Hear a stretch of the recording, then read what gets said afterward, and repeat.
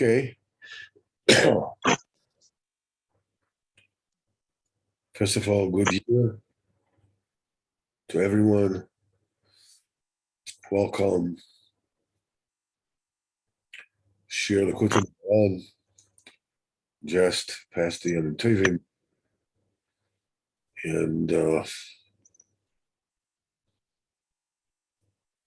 hopefully, B'ezras Hashem, we're ready to jump into the year. So again, a little synopsis of the Torah. So we'll be up to date to where we are, and we're able to keep our wits about us, as it were, and realize what we're talking about. So Rabbeinu starts the Torah with, this is the fifth parak of Sachar Tzniuso, by bringing about that there is a Metzius. It's definitely very pertinent for this week. The Breeshis Bara, well, in Parshas Breeshis. So the Sachar Tzniuso, Breeshis represents a complete expression. Breeshis is mom. Bara is half an expression, because Breeshis includes in it, if you split it in two words, bara and shis, which is sex. So in its complete form, it is Breeshis. It's called a mamar, a saying, a full expression. And bara is chatzi mamar, half an expression. Let me just so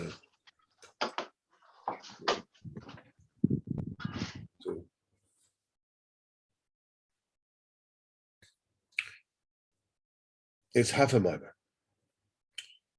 And that also represents two levels. The level which is satim, which is concealed, which is hidden.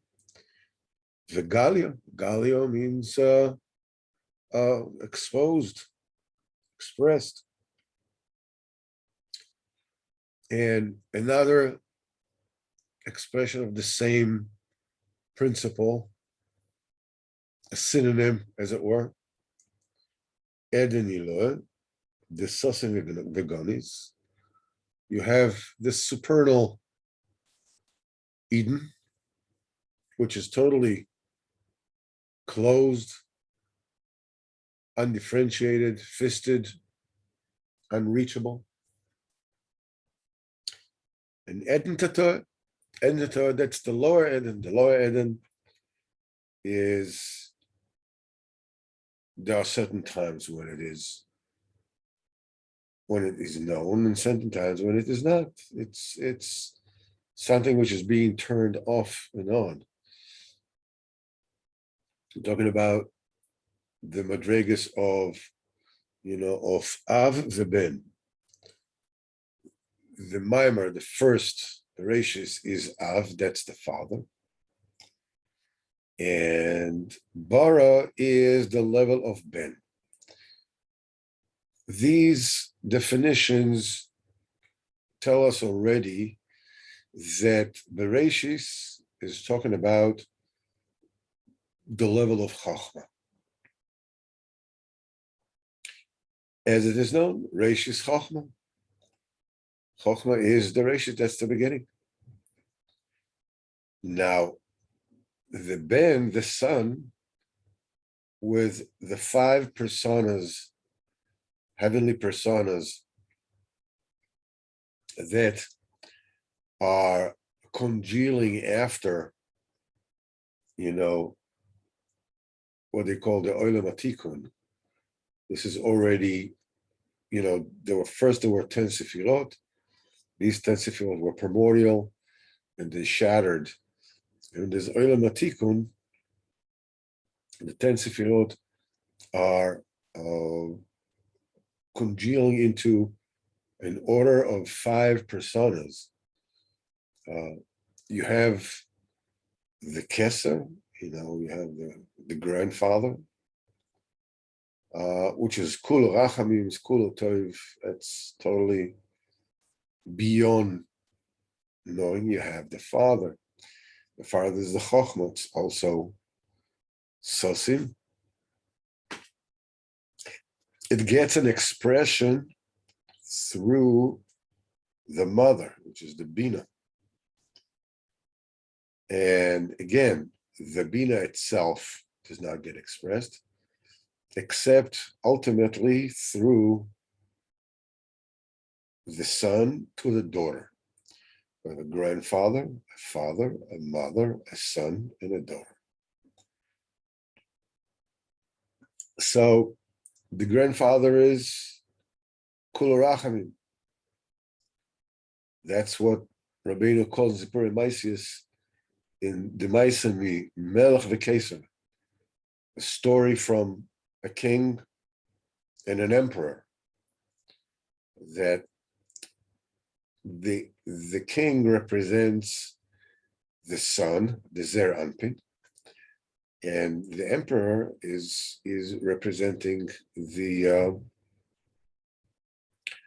Sfiras HaKeser, the level of the Keser, the grandfather. And we said many times that the difference between a melech and an emperor, or the rachamim of the level of the Keser and the rachamim of the level of the Zer Anpin, is that the Zer Anpin is where the rachamim are already within the realm of the law, as it were. Once an infraction comes to court, the court has to act on it. Excuse me that I'm drinking, have a cold, so I have to stay hydrated. Anyhow, be that as it may. So we have the court receives a matter before it. The court has, once the defendant is found guilty, the court may bring about different kinds of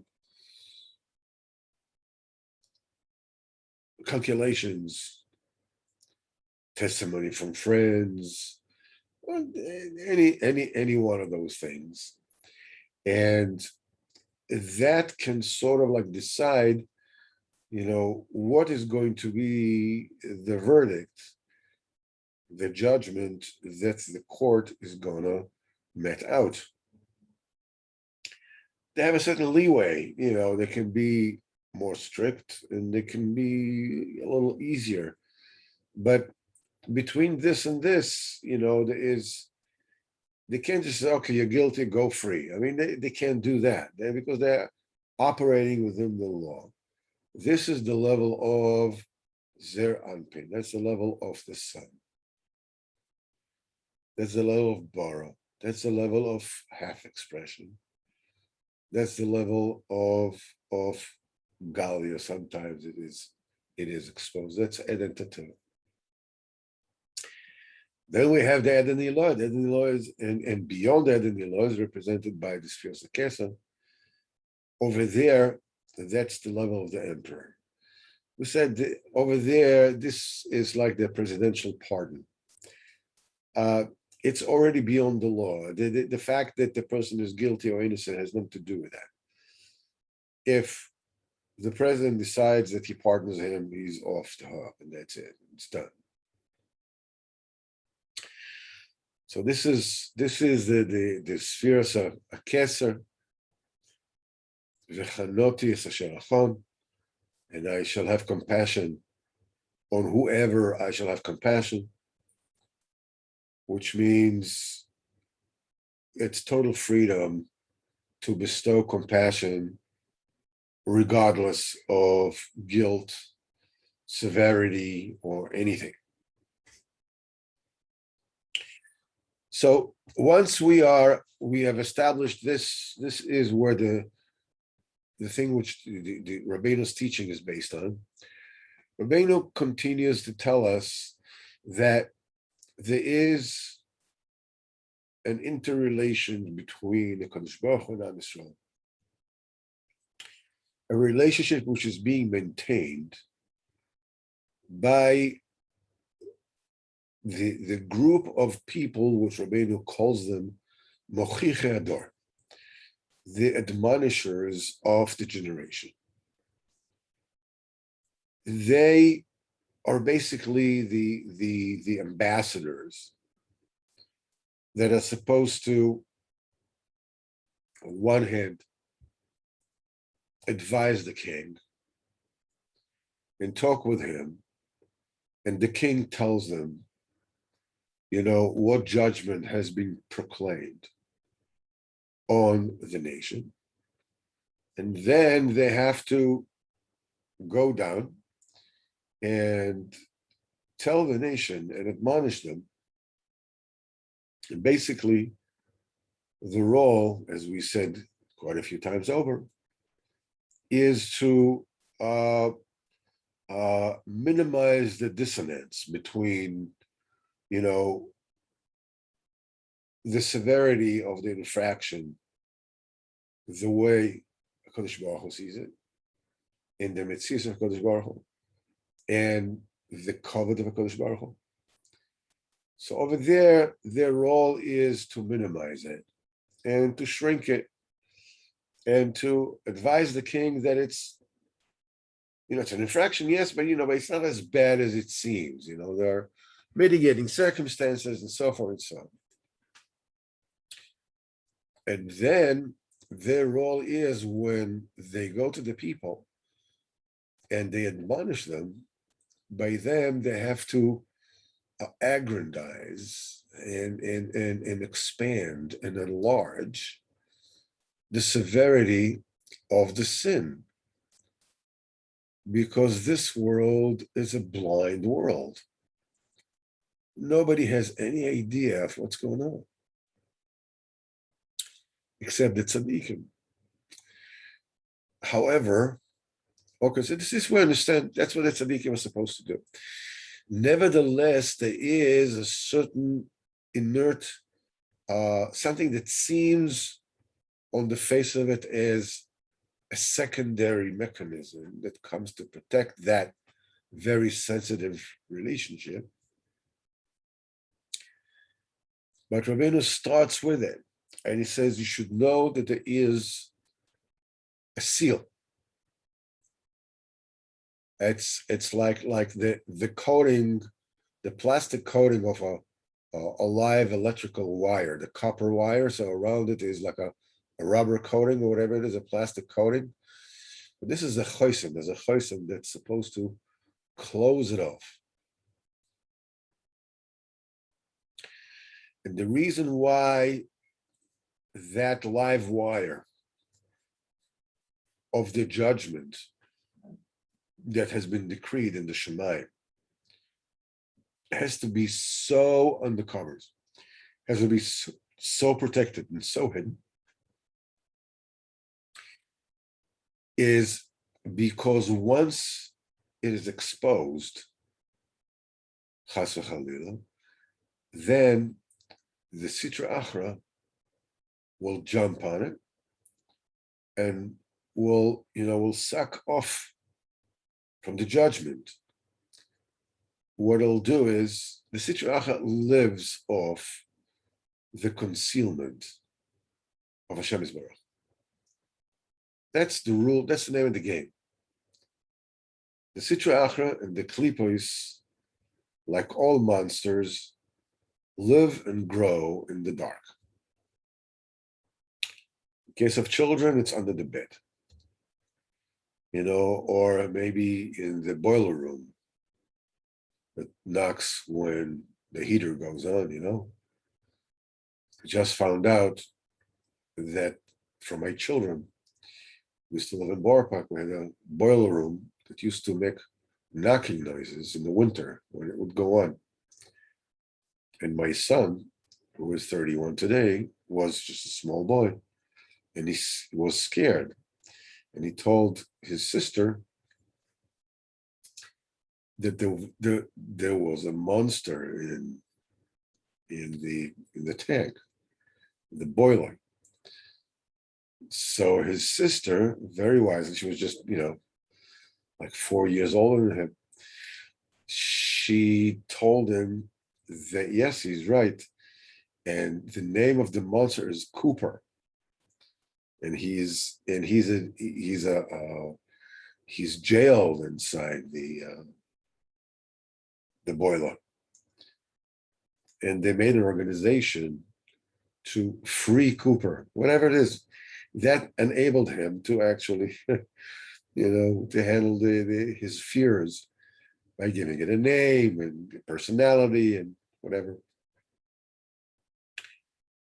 Monsters live in the dark. They grow in the dark. Any psychologist will tell you that. Real monsters, they live off the fact when they push a person away from a Kodesh Baruch Hu. That enlarges the darkness in the world, and the prolifergy of the klipos in the world. The further people from HaKadosh Baruch Hu, the more the klipos proliferate. On the other hand, the closer people are to HaKadosh Baruch Hu, the greater the light is, the less yanika, the less feeding of the kedusha the klipot can get. Now, there is a judgment. When Am Yisrael doesn't do what HaKadosh Baruch Hu says that they need to do, there is an impending judgment. But the fact that there's an impending judgment is something which absolutely must be maintained, because the world was created for that. We were created in order to get closer to HaKadosh. We're not created over here to eat sushi. I mean, you may eat sushi if you want, but this is not the reason for creation. So, Mimela, whenever it is, there's an infraction, so there is a resulting judgment.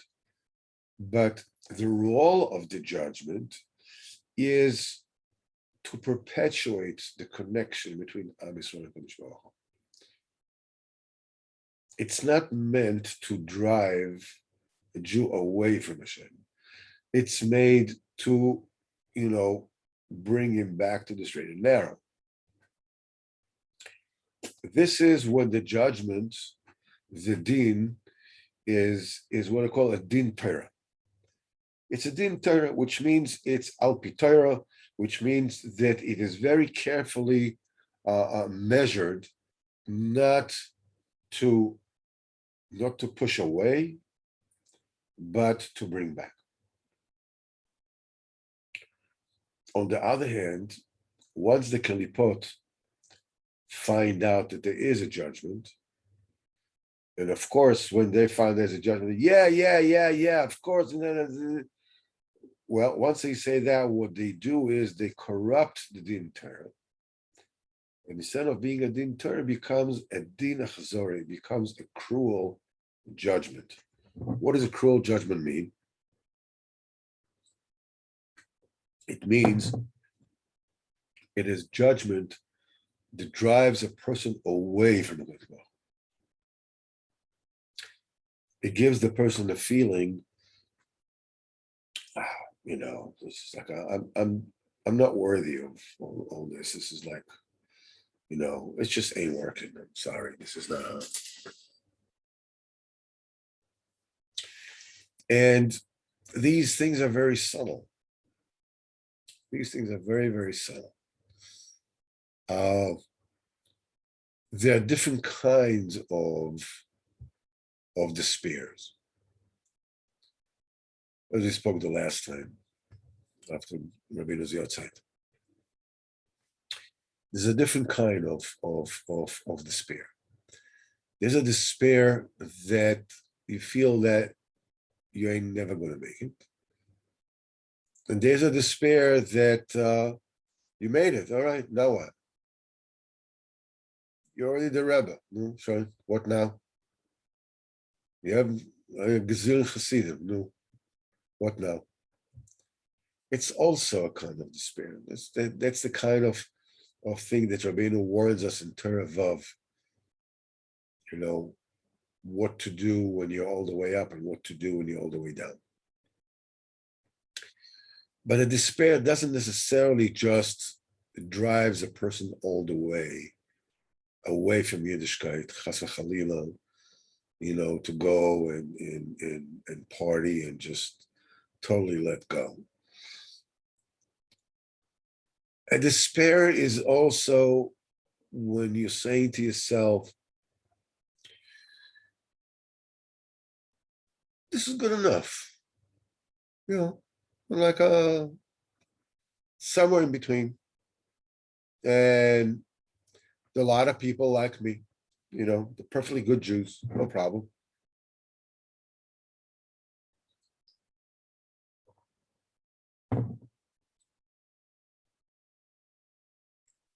In the meantime, the time passes. In the meantime, a person loses precious, precious opportunities to get closer to God. This is also despair. This is what the Sitra Achra wants. When the din becomes din achzori, it pushes a person away, either completely away, partially away, or just, because you have to understand, the single most precious commodity that we have in this world is time. That's it. That's non-refundable. You can't add to it. And every single second that is not used on principle, every single second is not used, Avodas Hashem, is wasted. Now, obviously, there are many grays in this. Rabbeinu Kutzera Kodesh Baruch Hu with every single breath. Mischadish with every single breath. That does not mean that that's something that you and I can do. When you and I, and this is very important to understand, when you and I are taking a break, and that break enables us to maintain our avodas Hashem, that break is not a waste of time. That break is, as bitula shel Torah zeu kiyuma. Being mevatel the Torah, that's the thing that props up the Torah. So it's a subtle thing. But the main thing, it's obviously it's a state of mind that the person should always keep in his mind. There is Olam Haba. No matter whether the Yankees win the World Series or not, there is Olam Haba. There's nothing you can do about that. But it's a fact. And once you have that fact in your mind, what you can do or cannot do is something that changes, something that changes as you go along. But as long as you keep the fact that there's a Olam Haba and you're hanging on to Rabbeinu keeps on pushing you, keeps on pulsing inside you to wake you up, to go after HaKadosh Baruch Hu, to start again. Now, the fact that judgment exists has to be covered, has to be concealed, and it is called a chaysim. It's called a seal. This is the inner seal. It's also called the seal of the legs. We went through why. These are because of their job is to go and be Mekar Am Yisrael, and they're the one who gives the Kodesh Baruch Hu Eitzes, so that's why they're called Raglaim. And it says above that, around that, there is another seal, an outer seal. What in Star Trek used to call deflector shield. This Chosem Achitzim. This is the outer shield, is called the Chosem Hayadim, the Yadayim. And that is the Emunah. The Emunah that enables every single one of us to accept the rebuke and admonishment from Ochichi Adar.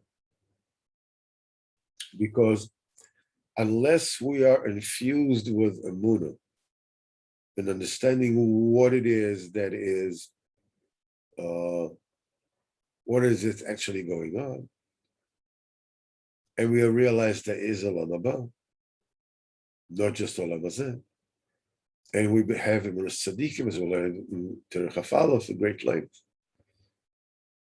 When you have that emunah, you have the keli, you have the yadam, you have the hands with which to receive a bushel of goodness from these tzaddikim.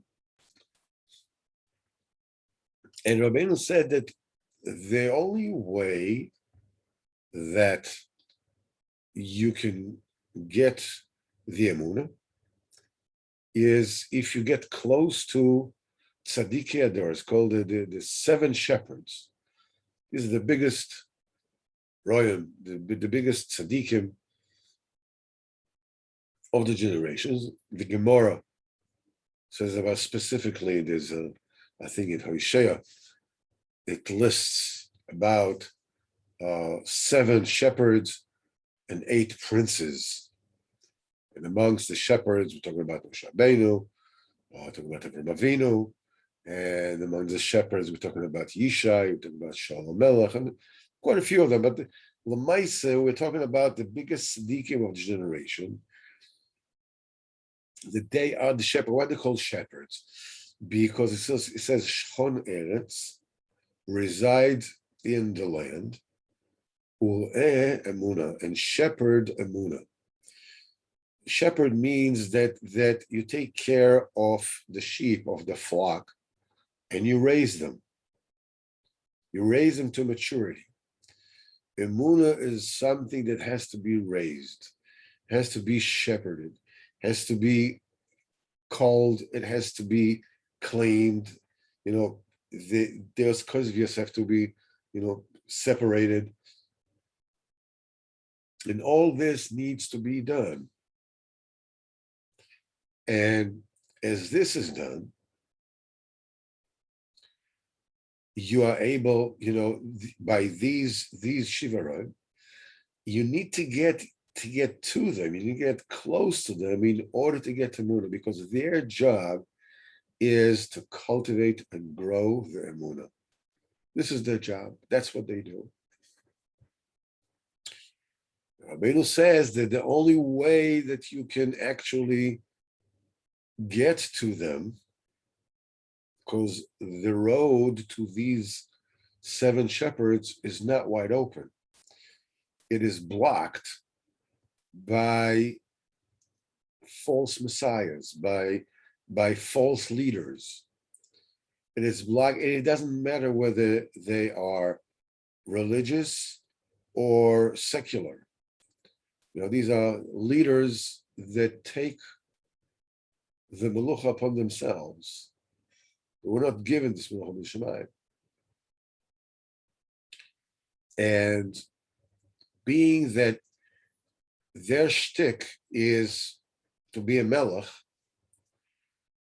it's obviously that whatever it is that you want to, to circumvent them and go to the tzaddik amiti, to the true tzaddik, to the roya emes that is megadol de emuna, they block your way.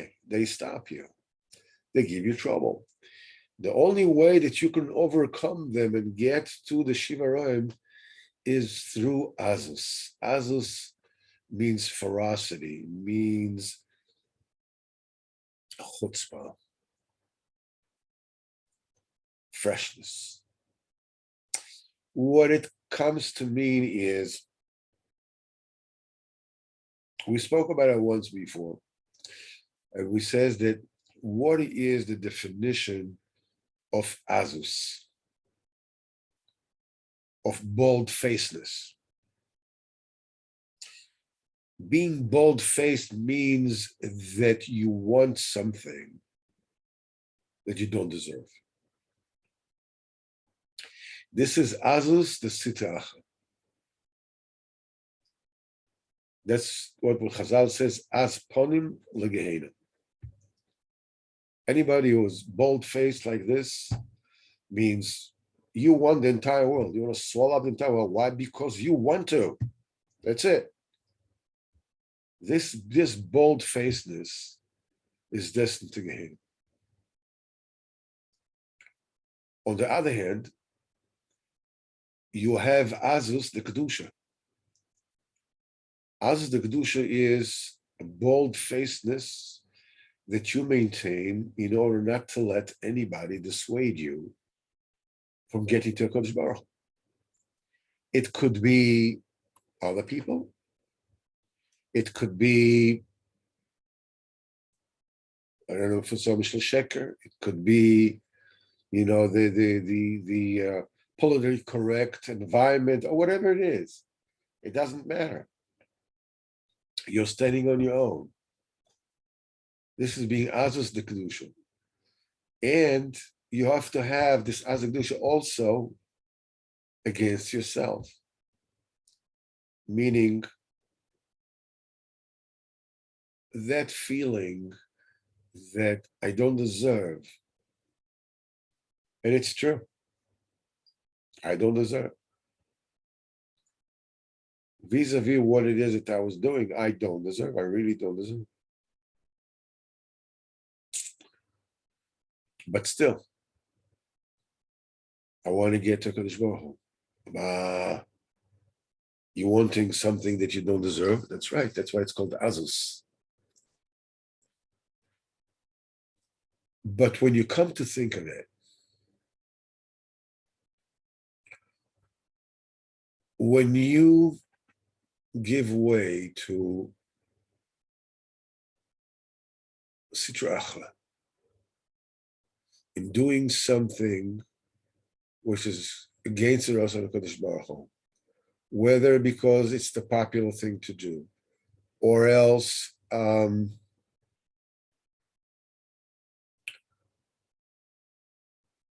you're just tired. You're just tired, you just don't feel like it.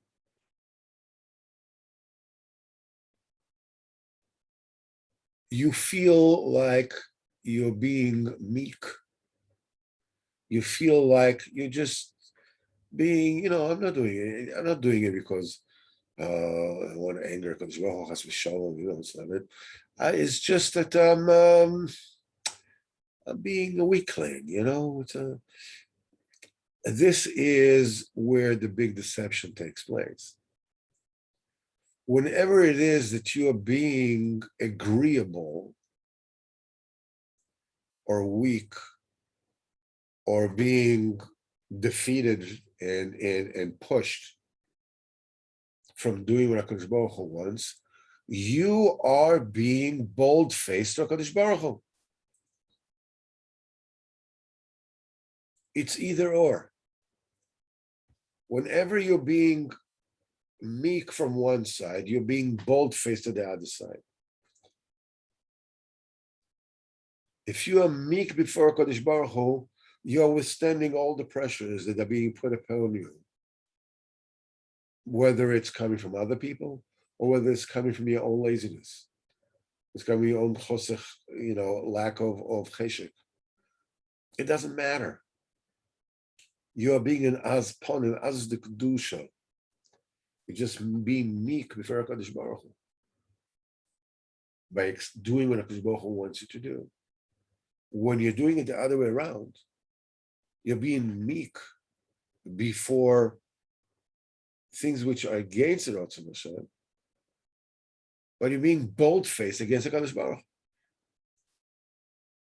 There's no such thing that you're being meek all over, or as ponim all over. It's either or.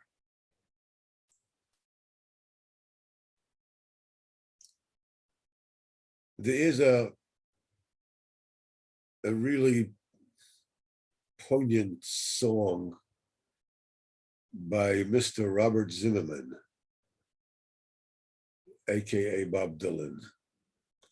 And he says, you may be an ambassador, you may be a consulman on the take, you may be a socialite, with a string of pearls, but you have to serve somebody. And he says, it may be the devil, it may be the Lord, but you have to serve somebody. It was a very poignant point. You're always serving somebody. You're always being as polim to one side and nichna from the other side. It's up to you to decide which way, who you're going to serve, and who you're going to stand like a rock before. It says, I don't care what you say. I'm still going to do it. Is it going to be the devil or is it going to be the Lord? If you ever get to listen to this song, it's quite poignant. Not that it's my business to proliferate, listening to the songs of Bob Dylan. But anyhow, be that as it may. So this is where we're holding. This is where we learned until now. And Rabbeinu says the only way you can get it is through Azus, because Azus is the thing that with which you are entering the Kedusha. This is how you can break around the wall of Mefarsamim, of Sitra Achra, the shepherds of Sitra Achra, that force people under their rule. And the essence of the rule is Azus, because they don't deserve it. The Zohar says Azus is Malchus Belotaga. The Gemara says in Sanhedrin, Azus is a great Malchus. The only thing it doesn't have is a crown. Crown means the birthright. It doesn't have that. And they are like dogs, klovim of the Azusim. V'aklavim hema azay nefesh, says Shlomo Melech. Dogs are bold-faced.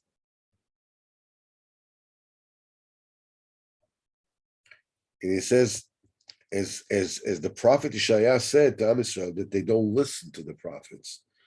And he says about the leaders of those generations, V'aklovim azay nefesh, and the dogs are bold-faced. Hemaroim, they are the shepherds. The Diza Manhigim are bold-faced and fresh-faced like dogs. Vehen, this is what the Gemara says, Pnei Ador kePnei HaKelev. The face of the generation is like the face of a dog. In other words, they're as ferocious and bold-faced as dogs. Al ken kedali notzel mehem, in order to be retrieved from them, be saved from them, rescued from them, mitachas mem sholtam, of these shepherds of Sitra Achra. Yefshar rak al yedei azus, the only way that you can do it is if you are bold-faced in return, equally bold-faced. Lamod keneged azusim, to withstand and defend against their azos. As the result of that, you have led with your oz, with your boldness, with your power to nevekotchecha. This is how you enter the kedusha. That's why a person has to be ferociously bold against all those who hold him from the kedusha. Say it if it is others, and say if it is himself. It's a very important point to bring up. Okay, so how do you do it? Okay, I mean, it sounds good. Gotcha. From now on, that's it. You know, anybody holding me back from Avodas Hashem, somebody else, it's me. I'm going to give him a black eye. Good.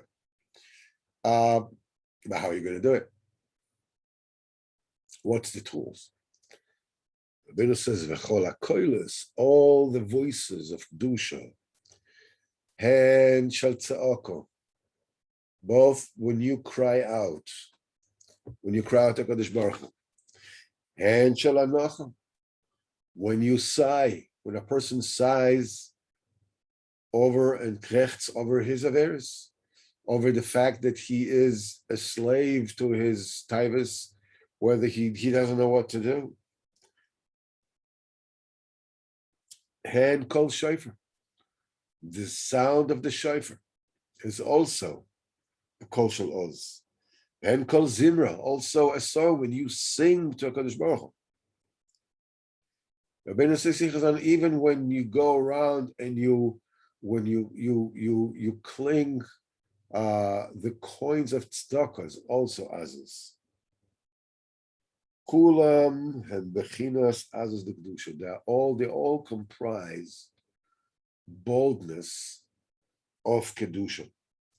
B'chinas as Sabbath Kodesh Baruch Hu orchev b'shmei shmei kedem heniten bekoiloi kol oz, and with his call he will give a kol oz. All the voices, all the sounds that you make are azos, which help you get to the Roim B'Kedusha.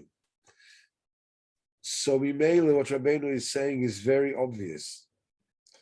If you find yourself meek towards the wrong direction, you have a plethora of options of releasing voices which are an expression of azos. It could be crying out to HaKadosh Baruch Hu. It could be sighing. It could be singing to HaKadosh Baruch Hu. It could be collecting tzedakah. It could be, they're all pchinas azos. In other words, you can scream to HaKadosh Baruch Hu, but many times you feel so dispirited and so weak that you can't even scream. So at least you can sigh over the fact that you can't scream.